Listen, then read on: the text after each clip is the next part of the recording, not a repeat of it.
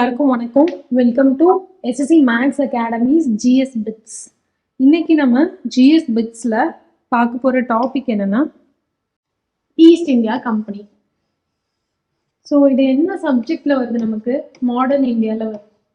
Modern Indian history.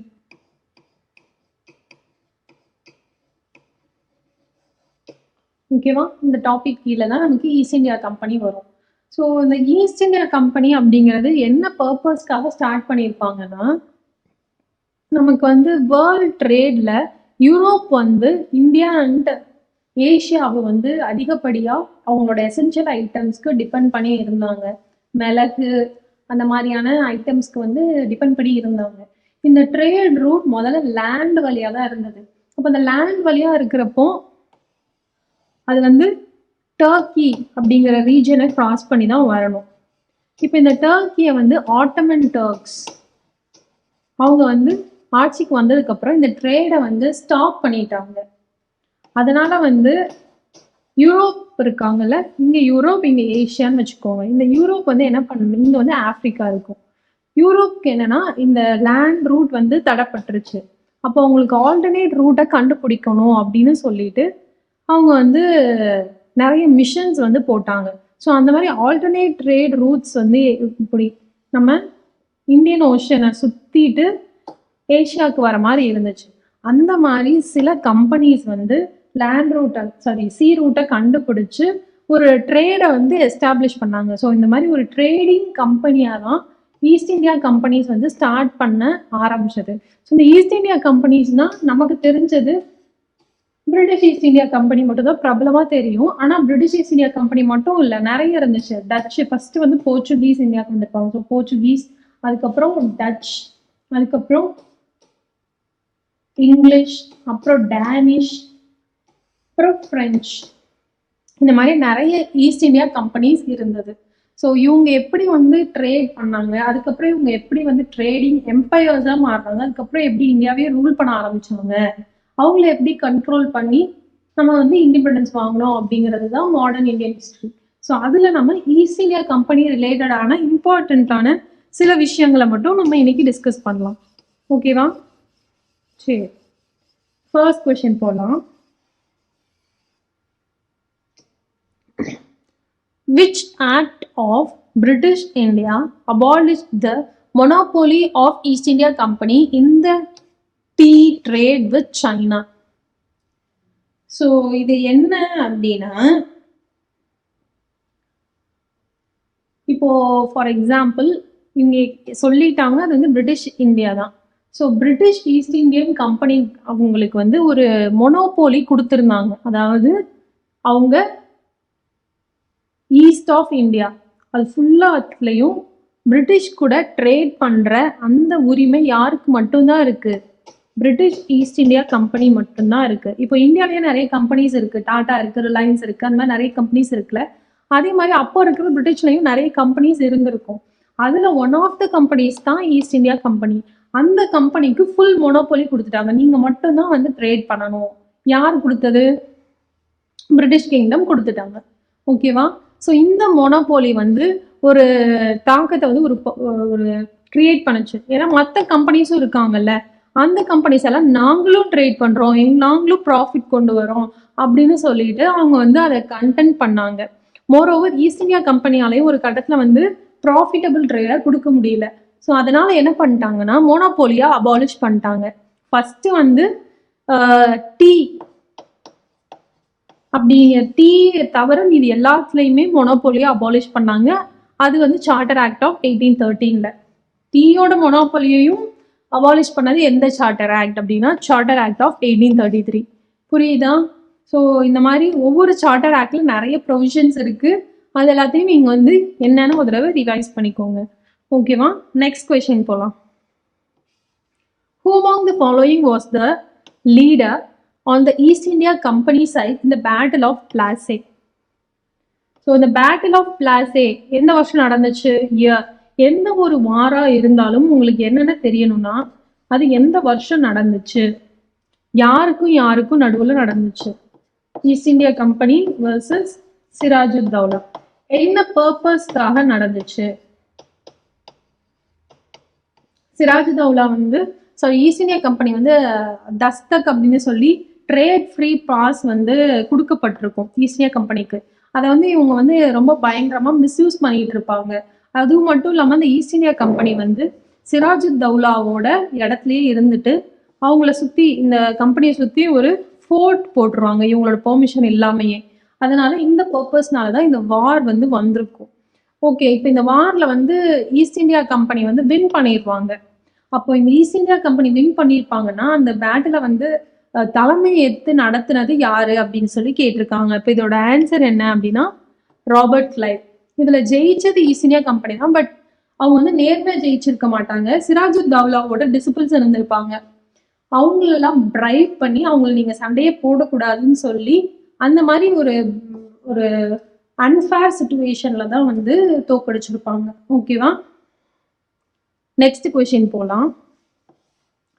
The infamous Carnatic Wars of 18th century were fought between the British East India Company and Dash. So Carnatic Wars அப்படிங்கிறது யாருக்கும் யாருக்கும் நடுவே நடந்தது. இது நடந்தது என்னமோ இந்தியாவில தான். ஆனா வந்து இது மேஜரா யார் 2 பேர் சண்டை போட்டுப்பாங்க அப்படின்னா பிரிட்டிஷும் பிரெஞ்சும் தான் சண்டை போட்டுக்குவாங்க. ஸோ இந்த கர்நாடிக் வார்ஸ் மொத்தம் 3 விதமா நடக்கும். அதாவது first Carnatic war, second and third. So first Carnatic war எந்த வருஷத்துலேருந்து எந்த வருஷம் நடக்கும் அப்படின்னா 1746 to 48. Second Carnatic war 1749 to 1754.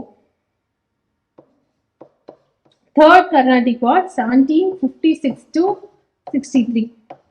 So இந்த பீரியட்ல கர்நாடிக் வார்ஸ் நடந்திருக்கும். நிறைய பேட்டில்ஸ் வந்திருக்கும். ஓகேவா? ஸோ அந்த ஒவ்வொரு கர்நாடிக் வார்க்கும் பேட்டிலுக்கும் என்ன வித்தியாசம்? நான் வந்து ஃபர்ஸ்ட் கர்நாடிக் வார்னு சொன்னேன். இங்க நிறைய பேட்டில்ஸ் நடந்திருக்கும்னு சொல்றேன். என்ன வித்தியாசம்? வார் அப்படிங்கிறது கான்சிக்வென்ட் ஆஃப் மெனி பேட்டில்ஸ். பேட்டில்ங்கிறது அட் அ டைம் இப்போ 2 பேர். இது வந்து பேட்டில் ஆஃப் பிளாசேன்னு சொல்லுவோம் 1757. ஏன்னா அந்த வருஷம் அந்த இடத்துல நடந்திருக்கு. அதே வார் அப்படின்னா அந்த ஒரு இடத்தோட முடியாம கான்சிக்வெண்டா அது அடுத்தடுத்து போகுது அப்படின்னா நம்ம அதை என்னன்னு சொல்லுவோம்? வார்ஸ் அப்படின்னு சொல்லுவோம். ஸோ இந்த வார்ஸ்க்கு கீழே நிறைய பேட்டில்ஸ் இருந்திருக்கும். அது என்னென்ன அப்படிங்கிறத நீங்க தெரிஞ்சு வச்சுக்கணும். ஓகேவா? ஸோ இந்த எல்லா கர்நாடிக் வார்ஸ்க்கும் யாருக்கும் நடுவில் நடக்கும்னா பிரிட்டிஷ் ஈஸ்ட் இந்தியா கம்பெனிக்கும் பிரெஞ்சு ஈஸ்ட் இந்தியா கம்பெனிக்கும் நடுவில் தான் நடக்கும். ஸோ இந்த வாரோட எண்ட்ல என்ன தெரிய வரும்னா பிரிட்டிஷ் தான் வந்து வின் பண்ணிட்டு அதுக்கப்புறம் அவங்க தான் வந்து இந்தியாவை வந்து அதுக்கப்புறம் ரூல் பண்ண ஆரம்பிப்பாங்க. East India company, British East India company தான் டாமினன்ஸ் பிளே பண்ணி ரூல் பண்ண ஆரம்பிப்பாங்க அதுக்கப்புறம் இந்தியாவை. ஓகே, பிரெஞ்சு வந்து சைட் லைன் ஆயிடுவாங்க. சரி, நம்ம நெக்ஸ்ட் கொஸ்டின் போகலாம். Satara got annexed to East India Company by applying which policy? நம்ம நிறைய பிரிட்டிஷ் வந்து 2-3 விதமா வந்து இந்தியா வந்து அனெக்ஸ் பண்ணுவாங்க. ஃபர்ஸ்ட் வந்து நம்ம முன்னாடி பார்த்த கொஸ்டின்ல இருந்த வார்ஸ் மூலியமா, அடுத்து என்னன்னா இந்த மாதிரி பாலிசிஸ் மூலியமா. ஸோ இந்த சத்தாரா அப்படிங்கிறத எந்த பாலிசி மூலியமா அனெக்ஸ் பண்ணியிருப்பாங்க அப்படின்னா டாக்ட்ரின் ஆஃப் லேப்ஸ். இப்போ இந்த டாக்ட்ரின் ஆஃப் லேப்ஸை வந்து இன்ட்ரடியூஸ் பண்ணது யாரு அப்படின்னா டலௌசி. இந்த டலௌசியை தான் மேக்கர் ஆஃப் மாடர்ன் இந்தியா அப்படின்னு சொல்றாங்க.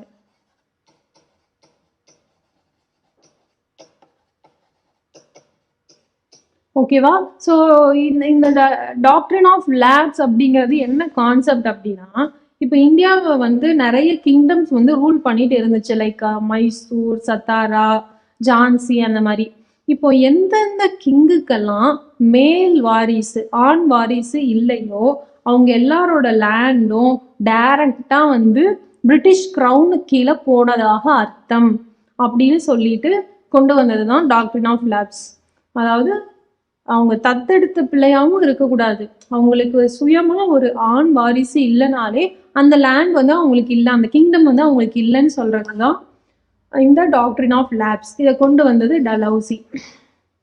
இந்த மெத்தட் படிதான், இந்த பாலிசி கீழே தான் சத்தாராவை 1848 என்ன பண்ணியிருப்பாங்க, அனெக்ஸ் பண்ணியிருப்பாங்க. ஓகேவா? சரி, நெக்ஸ்ட் கொஸ்டின் போகலாம். The Treaty of Allahabad was signed between East India Company and Dash. இப்போ இந்த ட்ரீட்டி ஆஃப் அலகாபாத் யாருக்கும் நடுவுல சைன் பண்ணப்பட்டுச்சு அப்படின்னு சொல்லி கேட்டிருக்காங்க. ஃபர்ஸ்ட் வந்து இது எந்த வாருக்காக வந்திருக்கும் அப்படின்னா, battle of Plassey, battle of Buxar, இந்த 2 வாருமே பேட்டிலுமே எங்க வந்திருக்கும்னா பெங்கால் ரீஜன்ல வந்திருக்கும். ஸோ பேட்டில் ஆஃப் பக்சர் 1764 நடந்திருக்கும். இந்த பேட்டில் யாருக்கும் நடுவில் நடந்திருக்கும்னா ஈஸ்ட் இந்தியா கம்பெனி, அதுக்கப்புறம் இந்த சைடு ஷா ஆலம் 2. ஓகேவா? இது இல்லாம பெங்காலோட நவாபும் அவாதோட ரூலரும் இருப்பாங்க. ஓகேவா? ஸோ சுஜாவுத் தௌலாவும் இதுல கலந்துட்டு இருப்பாரு அவாத் ரூலரா. இதுல வந்து இந்த ஷா ஆலம் 2 அப்படிங்கிறது ஒரு Mughal ruler. Later Mughals, week Mughals அப்படின்னு சொல்லுவாங்க. இவங்களை வந்து டிஃபீட் பண்ணிடுவாங்க ஈஸ்ட் இந்தியா கம்பெனி. ஸோ இந்த டிஃபீட் பண்ணப்பட்டதுக்கு அப்புறமா ஒரு ட்ரீட்டி இவங்க 2 பேருக்கு நடுவுல வந்து சைன் ஆகும். அதுல வந்து இப்போ இந்த வார், இந்த பேட்டில வந்து லீட் பண்ணது ஹெக்டர் முன்ரோ. ஆனா இந்த ட்ரீட்டி ஆஃப் அலகாபாத் இதை சைன் பண்ணது யாரு அப்படின்னா 2 பேர் சைன் பண்ணியிருப்பாங்க. ஈஸ்ட் இந்தியா கம்பெனி யாரு கூட சைன் பண்ணியிருப்பாங்கன்னா ஷா ஆலம் 2 இவங்க கூட தான் சைன் பண்ணியிருப்பாங்க. ஓகேவா? ஸோ இதுதான் நெக்ஸ்ட் கொஸ்டின் போல. இது இன்னொரு இம்பார்ட்டன்டான ஃபேக்டர்னா, இந்த பேட்டில் ஆஃப் பக்சருக்கு அப்புறம் தான் ஈஸ்ட் இந்தியா கம்பெனிக்கு வந்து ரெவன்யூ ரைட்ஸ் கிடைச்சிருக்கும். ரெவன்யூ ரைட்ஸ்னா ஒன்றும் இல்லை, பெங்கால்ல இருந்து வரி வசூலிக்கிற அந்த உரிமையை வந்து இந்த நவாப்ஸ் கிட்ட இருந்து ஈஸ்ட் இந்தியா கம்பெனி வந்து கைப்பற்றியிருப்பாங்க. அதுக்கப்புறம் தான் ரியல் ரூலர்ஸா மாற ஆரம்பிப்பாங்க ஈஸ்ட் இந்தியா கம்பெனி. ஸோ இது வந்து பிரிட்டிஷ் கூட இல்லை, ஒரு கம்பெனி வந்து இந்தியாவை வந்து கிட்டத்தட்ட 1773 இந்த வார்க்கு அப்புறமே 1765 இருந்து 1858 வரைக்கும் ரூல் பண்ணது யாரு? ஒரு கம்பெனி. இந்தியாவை ரூல் பண்ணது ஒரு கம்பெனி தான். அடுத்த கொஸ்டின் பாருங்க. when did East India Company come to India? இது வந்து ஒரு ரேண்டமா இருக்கு இந்த கொஸ்டின். ஏன்னா ஈஸ்ட் இந்தியா கம்பெனின்னு இருக்கே ஒழிய இங்கிலீஷா, பிரிட்டிஷா, பிரெஞ்சா, டச்சா, டேனிஷா அதை பத்தி இல்லை. இப்போ ஃபர்ஸ்ட் வந்து நமக்கு டச் ஈஸ்ட் இந்தியா கம்பெனி வைங்க. டச் ஈஸ்ட் இந்தியா கம்பெனி எந்த வருஷம் ஃபார்ம் பண்ணியிருப்பாங்கன்னா 1602 தான் ஃபார்ம் பண்ணியிருப்பாங்க. பிரிட்டிஷ் எப்போ ஃபார்ம் பண்ணியிருப்பாங்க அப்படின்னா 1600 ஃபார்ம் பண்ணியிருப்பாங்க. அதுக்கப்புறம் டேனிஷ் இவங்க எப்போ ஃபார்ம் பண்ணியிருப்பாங்க அப்படின்னா 1616 ஃபார்ம் பண்ணியிருப்பாங்க. அடுத்து பிரெஞ்சு, கடைசியாக ஃபார்ம் பண்ணப்பட்டது பிரெஞ்சு தான் 1664. ஓகேவா? அதே இப்போ இந்த டச் ஈஸ்ட் இந்தியா கம்பெனி வந்து லேட்டரா ஃபார்ம் பண்ணியிருப்பாங்க. ஆனால் இவங்க வந்து முன்னாடி இந்தியாவுக்கு வந்திருப்பாங்க. British East India company 1600 form பண்ணியிருப்பாங்க, ஆனால் லேட்டரா தான் இந்தியாவுக்கு வந்திருப்பாங்க. ஓகேவா? ஸோ இதுதான் ஆர்டர். இப்போ இந்த கொஸ்டினோட ஆன்சர்ஸ்லேருந்து பார்க்குறப்ப இவங்க கேட்கறது British East India company. So இதோட answer 1600 English East India company வந்து ஃபார்ம் பண்ணி இந்தியாவுக்கு வந்துச்சு. ஓகேவா? சரி, நம்ம நெக்ஸ்ட் கொஸ்டின் போகலாம். Name the oldest operating port in India built by British East India Company. Oldest operating port in India built by East India Company எது அப்படின்னா, without any doubt it is, அவங்க எந்த ரீஜியனை ஃபர்ஸ்ட் வந்து revenue collect பண்ண ஆரம்பிச்சாங்க, அதுதான். எந்த ரீஜியன்ல ரெவன்யூ கலெக்டிங் பவர்ஸ் அவங்களுக்கு வந்துச்சு ஃபர்ஸ்ட்? பெங்கால் ரீஜன் தானே. ஸோ பெங்கால் ரீஜன்ல இருக்கிற போர்ட் எது? கொல்கட்டா போர்ட். அதுதான் ஆன்சர் இந்த கொஸ்டினுக்கு. ஓகேவா? நெக்ஸ்ட் கொஸ்டின் போகலாம். ஸோ இந்த கொல்கட்டா போர்ட்டை இப்போ என்னன்னு சொல்றாங்கன்னா ஷியாம் பிரசாத் முகர்ஜி போர்ட் அப்படின்னு சொல்றாங்க.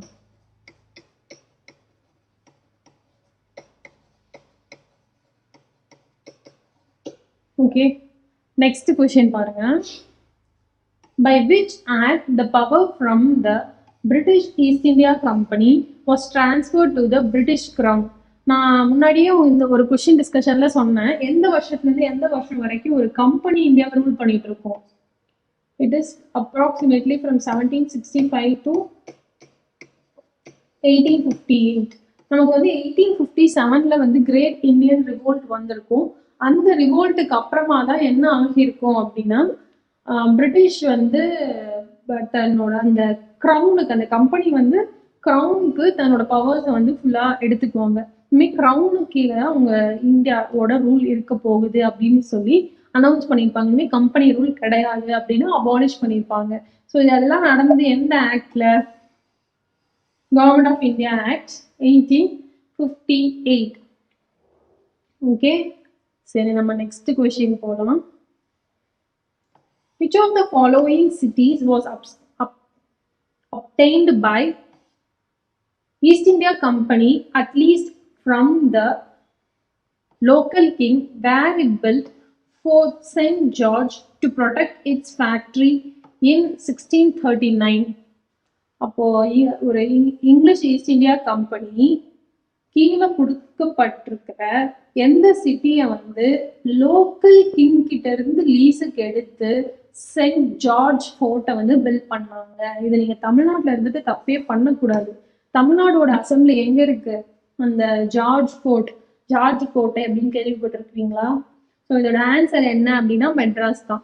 ஸோ ஃபோர்ட் சென்ட் ஜார்ஜ் தான் பிரிட்டிஷ் இந்தியாவில் கட்டின ஃபர்ஸ்ட் ஃபோர்ட். அவங்க எந்த வருஷம் கட்டியிருக்காங்க?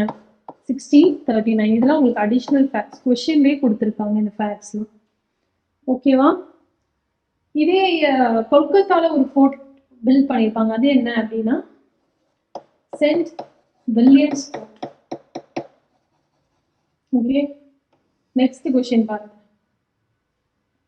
எப்படி வந்து லோக்கல் ரூலர் கிட்ட இருந்து லீஸுக்கு வாங்கி ஒரு ஃபோர்ட்டை வந்து இவங்க மெட்ராஸ்ல பில்ட் பண்ணாங்களோ, ஒரு குரூப் ஆஃப் வில்லேஜஸ் வெஸ்ட் பெங்கால்ல வந்து பர்ச்சேஸ் பண்ணி அவங்க வந்து ஃபேக்ட்ரிஸ் எஸ்டாப்ளிஷ் பண்ணியிருப்பாங்க. 1698ல அந்த பர்ச்சேஸ் பண்ணியிருப்பாங்க. அது எந்த 3 வில்லேஜஸ் அப்படின்னு கேட்டிருக்காங்க. அதுதான் question. Which of the following group of villages of West Bengal were purchased by East India Company in 1698 AD to establish factories? So எந்த 3 சிட்டி அப்படின்னா சுட்டைநிதி, கோவிந்த்பூர், கலிக்கட்டான்னு அப்போ இருந்திருக்கும். கொல்கட்டா தான், ஆனால் கலிக்கட்டா அப்படிங்கிற பேர்ல இருந்து. ஸோ இதுதான் ஆன்சர். ஓகேவா? ஸோ இன்னைக்கே போயிட்டு ஈஸ்ட் இந்தியா கம்பெனிஸ் அதை வந்து ஒரு தடவை அப்படியே ரிவைஸ் பண்ணிக்கோங்க. நம்ம வந்து நெக்ஸ்ட் ஜிஎஸ் பிட்ஸ்ல மீட் பண்ணலாம். உங்களுக்கு ஏதாவது டவுட்ஸ் இருந்தால் கீழே இருந்து கமெண்ட் பண்ணுங்க. தேங்க்யூ.